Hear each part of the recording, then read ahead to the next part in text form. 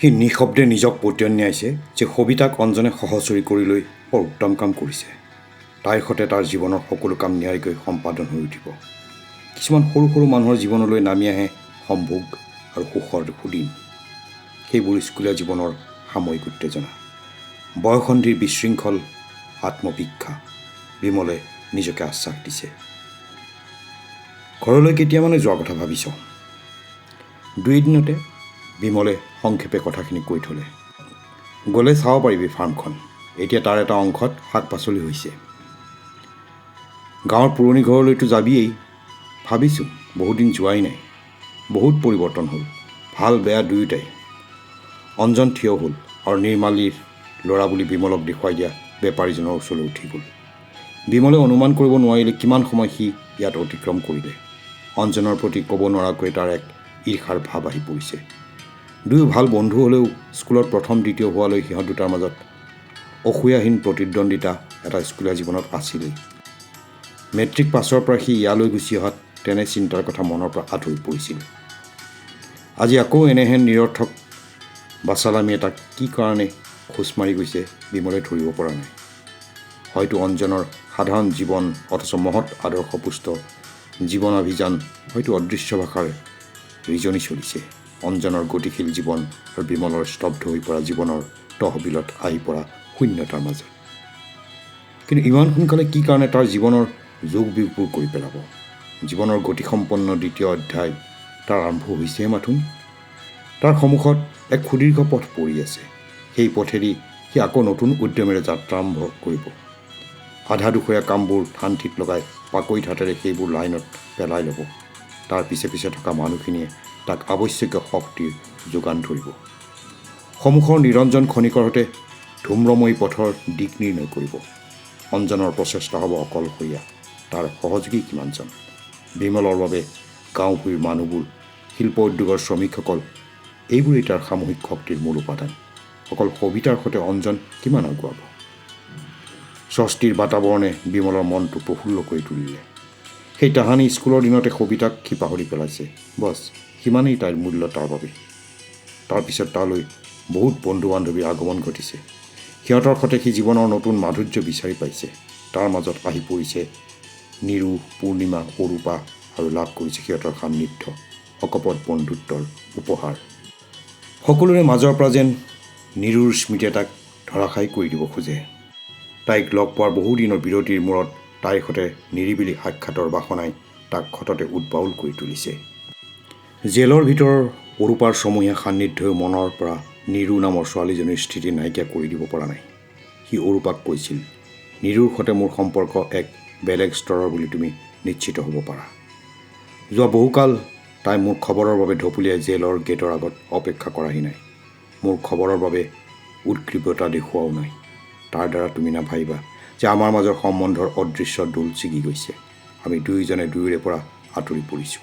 আচলতে আমাৰ এনে এক সম্বন্ধক তুমি বেলেগ ধৰণে চাব লাগিব।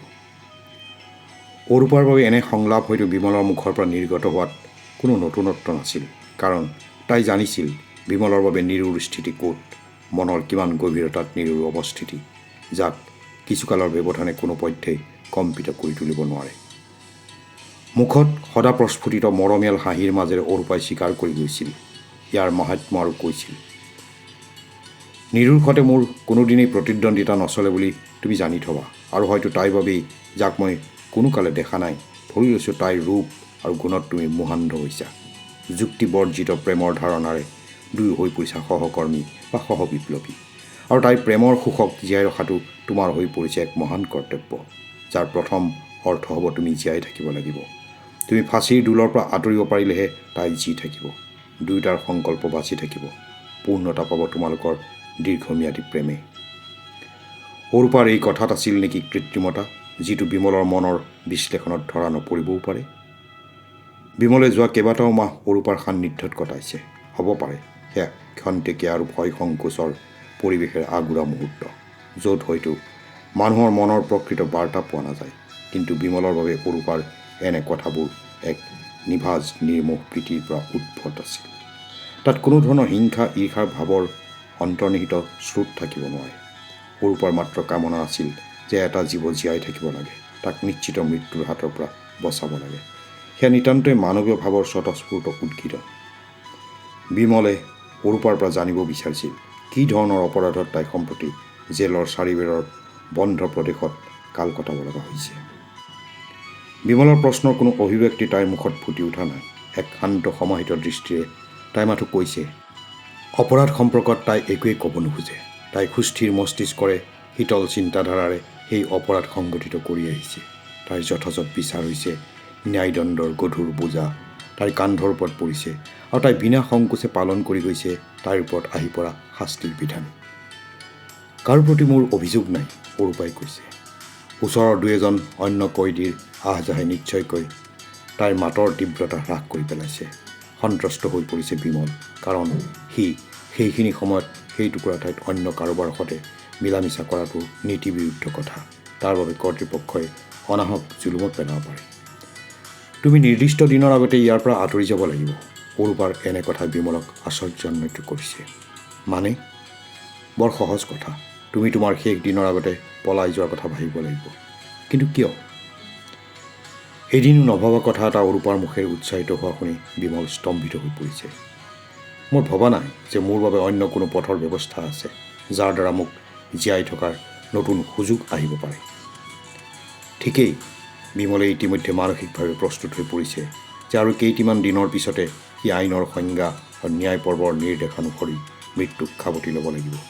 এই মৃত্যুৱে বাহিৰৰ পৃথিৱীখনৰ বাবে থৈ যাব এক সংগ্ৰামী সত্তাৰ ইতিহাস, য'ত কোনো আপোচৰ কথা উঠা নাছিল, য'ত মাথো আছিল খাটি খোৱা মানুহৰ বাবে নতুন ভৱিষ্যত আনি দিব খোজা সংগ্ৰামৰ আধা লিখা দলিল।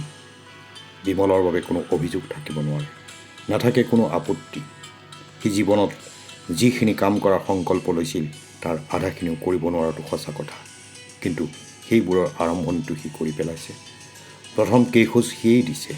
এতিয়া সি আশা ৰাখিছে সেই পথেদি বিপ্লৱৰ বিজয় ধ্বজা উৰুৱাই আগবাঢ়ি যাওক আনবোৰ, যিবোৰে তাৰ সৈতে যুঁজত নামি পৰাৰ অংগীকাৰ লৈছিল। সি বিচৰা নাই এক পলাতকৰ জীৱনলৈ উৰে জীৱন বিশ্ৰামহীন হৈ দৌৰি ফুৰক ভয়ত সংশয়ত। তুমি কিবা এটা নক'লে মই ধৰি ল'ম তোমাৰ এই কাৰ্যত কোনো আপত্তি নাই, কৈছে অৰূপাই। তাই কথাবোৰ অসম্পূৰ্ণভাৱে এৰি থ'ব খোজা নাই, এক স্পষ্ট সিদ্ধান্ত বিচাৰিছে বিমলৰ পৰা। এনেধৰণৰ কথা মোৰ মূৰলৈ আজিলৈকে অহাই নাই। মই ধৰি লৈছোঁ আৰু কিছুদিন পিছতে মোৰ মৃত্যু অনিবাৰ্য। হয়তো বিজ্ঞানৰ কোনো নৱতম আৱিষ্কাৰো মৃত্যুক্ষণৰ কথাৰ পূৰ্বানুমান কৰিব নোৱাৰে, নিশ্চিতভাৱে কৈ দিব নোৱাৰে কি ক্ষণ প্ৰহৰত মানুহ এজনৰ মৃত্যু হ'ব পাৰে, কোন মুহূৰ্তত দেহৰ ভিতৰৰ সমস্ত যন্ত্ৰপাতি কলকব্জা নাট বল্টু বিকল হৈ পৰিব পাৰে। কিন্তু মোৰ বাবে আহি পৰা মৃত্যুৰ এটা নিৰ্ধাৰিত ক্ষণ আছে, যাক বহুদিন আগতেই মই গম পাই গৈছোঁ, মানসিকভাৱে প্ৰস্তুত হৈ পৰিছোঁ। প্ৰতিটো দণ্ডত মই তাৰ অপেক্ষাত কাল কটাইছোঁ। এনেও হয়তো হৈ গৈছে যে মই মৃত্যুকালৰ আগে মৰণক সাৱটি লৈছোঁ, তাৰ শীতল পৰশত নিজকে সমৰ্পিত কৰি পেলাইছোঁ, তাৰ অন্ধকাৰত নিজৰ ভৌতিক স্থিতি হেৰুৱাই দিছোঁ। বিমলৰ কথাষাৰে অৰূপাক নিশ্চয়কৈ জোকাৰি গৈছে। তাইৰ মন আৰু দেহৰ প্ৰতিটো স্তৰতে অদৃশ্য কম্পন তুলিছে, অথচ তাই দৃঢ়মনা ব্যক্তিৰ পৰিশ্ৰদৰে সকলো কথা নিৰ্লিপ্তভাৱে হজম কৰি পেলোৱাৰ অভিনয় কৰিছে। ভাও দিছে বিমলৰ কথাই তাইক কিঞ্চিত মানুহ লৰাব পৰা নাই, আৰু অতএৱ তাইৰ সজল সজীৱ চকুজুৰিক মনৰ প্ৰতিক্ৰিয়াৰ পৰা নিয়ন্ত্ৰণ কৰি পেলাইছে। সন্ধ্যা গম্ভীৰ হৈ পৰিছে। তাই আঁতৰি যাব লাগিব তাইৰ বন্ধ কোঠাৰ ভিতৰলৈ। কাৰোবাৰ সন্দিগ্ধ চকুৱে হাতেলৈতে ধৰা পেলাব সিহঁত দুটাৰ এনে অন্তৰংগতা, যাৰ আইনসন্মত প্ৰতিফল হয়তো শুভ নহ'ব পাৰে। তুমি হতাশ হৈ পৰিছা, আত্মসমৰ্পণ কৰি দিছা নিয়তিৰ ওচৰত, ভাগ্যৰ নিষ্ঠুৰতাৰ আগত, অৰূপাই উত্তেজিত কণ্ঠে কৈ পেলাইছে, যিটো তাইৰ বাবে এক অস্বাভাৱিক কথা। ভাগ্যৰ কথা কৈ মোক ভাৱবাদী বুলি গণ্য কৰিব ওলাইছা, যিটো মই ঘৃণা কৰোঁ। সেইবোৰ অৰ্থহীন চিন্তাধাৰা মই কেতিয়াবাই ত্যাগ কৰিছোঁ। তুমি আজি অতদিন হয়তো কথাটো মন কৰিছা, মোৰ পুৰণি গাঁৱৰ মন্দিৰত এতিয়াও বলি দিয়া হয়। অদৃশ্য শক্তিৰ দুৱাৰ নামত সৰুতে আমি আটাই সাষ্টাংগে পৰি ৰৈছিলোঁ। শংখ ঘণ্টাৰ ধ্বনিৰ মাজত খৰ্গেশ্বৰৰ বলি কটা দা ওপৰলৈ উঠি গৈছিল। চিকমিক ধাৰাল দাখন প্ৰচণ্ড জোৰেৰে নামি আহিছিল সন্মুখৰ চিঞৰি থকা ছাগলীটোৰ ডিঙিলৈ, দুচেও কৰি দিছিল তাৰ নোমাল ডিঙি। আজি মোৰ মূৰৰ ওপৰত তেনে এখন চোকা তৰোৱাল ওলমি আছে, কেইটামান দিন তুমি গণি চাব পাৰা হাতৰ আঙুলিত। আৰু কেইদিনমানৰ পিছতে সেইখন তীব্ৰ গতিৰে নামি আহি এটা জীৱনৰ পৰিসমাপ্তি ঘোষণা কৰিব। সেই যে বলিৰ শালত মূৰটো সোমাই থোৱা পথা ছাগলীটো, সি বাৰু পুনৰ জীৱনৰ কিবা আশা কৰিব পাৰেনে? তাৰ ছটফটনি, শালৰ পৰা ওলাই যাব খোজাৰ অভিপ্সা, এইবোৰ নিৰৰ্থক কচৰত। বিমলে আগতে ভবা নাছিল তাৰ মৃত্যুৰ সম্পৰ্কত ইমানবোৰ কথা সি কাৰোবাক ক'ব লাগিব পাৰে। যুক্তিতৰ্কত সি নিয়োজিত হ'ব লাগিব পাৰে। তাৰ মৃত্যুদণ্ড ঘোষণাৰ দুদিন পিছতে নিৰু আহি তাক লগ ধৰি গৈছিল। প্ৰহৰী বেষ্টিত পৰিৱেশত তাইৰ মুখেৰে কোনো কথা ওলোৱা নাছিল। চকুৰে মাথো নিৰৱচ্ছিন্ন ধাৰে বৈ গৈছিল পানীৰ দুটা সোঁত। নৈ শব্দৰ ক্ষণত ভাঙি আহিছিল উচুপি থকাৰ একঘেঁহি শব্দ। অৰূপা তেনেদৰে ভাগি পৰা নাই নে বিমলৰ সান্নিধ্যত তাই এতিয়াও ভাবি চোৱা নাই কেনে হ'ব পাৰে তাৰ অনুপস্থিতিৰ পৰিৱেশ। বিয়োগাত্মক নাটক এখনৰ শেষ দৃশ্য। তুমি মাথো হা বুলি ক'ব লাগে। অৰূপাৰ মনৰ দৃঢ়তা বাংময় প্ৰকাশ ঘটিল কথাষাৰত। মোক ভাবি চাবলৈ দিয়া। বিমল সোমাই পৰিছে তাৰ অন্ধকাৰ কক্ষৰ ক্ষুদ্ৰ পৰিসীমাৰ ভিতৰত। বন্ধ তাৰ চৌদিশ। এক দীৰ্ঘকাল এই কোঠাৰ ভিতৰত পাৰ হৈ গৈছে বহুতো সূৰ্যাস্ত, সন্ধ্যাৰ হেঙুল আকাশ। তাক সঁহাৰি নিদিয়াকৈয়ে পূবৰ আকাশত সূৰ্যোদয় হৈছে। চৰাইৰ কুজনৰ সুমধুৰ সংগীত লীন হৈ গৈছে প্ৰত্যাহ উষা। তাৰ বাবে আপোন হৈ পৰিছে বন্ধ দ্বাৰৰ এই কোঠাটো। ইয়াৰ হাৱা, শূন্যতা, অন্ধকাৰ, তাৰ অগোচৰী বাহিৰৰ মুকলি পৃথিৱীত আহি পৰিছে পৰিৱৰ্তিত ঋতু সম্ভাৰ। সি মাথো গণি আছে তাৰ ক্ষণ। মৃত্যু প্ৰহৰলৈ কিমান দিনৰ ব্যৱধান। ৰুক্ষ মজিয়াতে বিশ্ৰামৰ অভিনয়েৰে সি বাগৰি পৰিছে। কিমান আপোন হৈ পৰিছে চাৰিওখন বেৰ, খহটা মজিয়াৰ পিঠি। ওচৰতে ক'ৰবাত তাৰ নিঃসংগতাক আঁতৰাই টিকটিকাই উঠিছে ইটাৰ প্ৰাচীৰত লিপিত খাই থকা জেঠী। বিমলে বিচৰণ কৰিছে তাৰ এৰি অহা পথেদি অতিক্ৰান্ত সময়ৰ মাজেদি। নিদ্ৰাৰ শান্ত কোলাত সি অনাহুত অতিথি। অৰূপাই আনি দিয়া ধুমুহাই মহাসমুদ্ৰৰ প্ৰবল ঢৌত কঁপাই তোলা নাৱৰ দৰে অবিৰাম অস্থিৰ কৰি তুলিছে। মৃত্যুৰ কল্পিত ভয়াৱহতাই তাক ব্যাকুল কৰি তোলা নাই বুলি ক'লে যে সত্যৰ অপলাপ হ'ব সি জানে। মৃত্যু ভয়ৰ তীব্ৰতা তাৰ বাবে সম্প্ৰতি বাঢ়িবলৈ লৈছে নে টুটিবলৈ লৈছে? নে ই এক অপৰিসীম উপলব্ধি মাথোন, যাৰ হ্ৰাস বৃদ্ধিৰ তুলনা হ'ব নোৱাৰে? নে সি এই অনুভূতি উপলব্ধিৰ বিৰুদ্ধে ক্ৰমশ স্বপ্ৰতিৰোধৰ দুৰ্ভেদ্য গড় পানি পেলাইছে? অজয় সেনা নিপুণতাৰে সি যেতিয়াই মৃত্যুৰ ভয়াল আগ্ৰাসনৰ বিৰুদ্ধে নিৰন্ধ্ৰ নিৰাপত্তাৰ ব্যৱস্থা কৰি তুলিছে, তেতিয়াই অৰূপা নামৰ এজনী ছোৱালী, যি তাৰ সতে কৈদীৰ সংজ্ঞাৰে সমশ্ৰেণীভুক্ত, যাৰ সতে তাৰ সান্নিধ্য মাথোন কেইটামান মাহৰ, যাৰ সতে অন্তৰংগ আলাপ তাৰ হ'ব পাৰে কোনো পৰিত্যক্ত ঠাইৰ নিষিদ্ধ ক্ষণত, যাক হয়তো সি কিমানতকৈ বেছি গভীৰতালৈ বুজাৰ প্ৰয়াস কৰাই নাই, তেনে এজনী অৰূপাই তাৰ চাৰিওফালে গঢ় লৈ উঠা এই প্ৰতিৰোধৰ গড়ভূমিত সংগোপনে ছেদ কৰি পেলাইছে, আনি দিছে তাৰ সদ্য শান্ত মন সমুদ্ৰত অশান্ত লহৰ। বিমল জাপ মাৰি উঠি বহিছে। দূৰৈৰ কোনোবা কোঠাৰ পৰা ভাঁহি আহিছে বিকৃত মস্তিষ্কৰ মানুহৰ চিঞৰ বাখৰ। তাৰ চাৰিওফালৰ মানুহৰ মগজু প্ৰক্ষালনৰ বাবে উদাত্ত কণ্ঠে জনোৱা আহ্বান। পাকৈত বেপাৰীৰ দৰে বিমলে জুকিয়াই চাব খুজিছে সি জীয়াই থকাৰ পৰা উদ্ভৱ হ'ব পৰা লাভ, লোকচান, আয় ব্যয়ৰ খতিয়ান।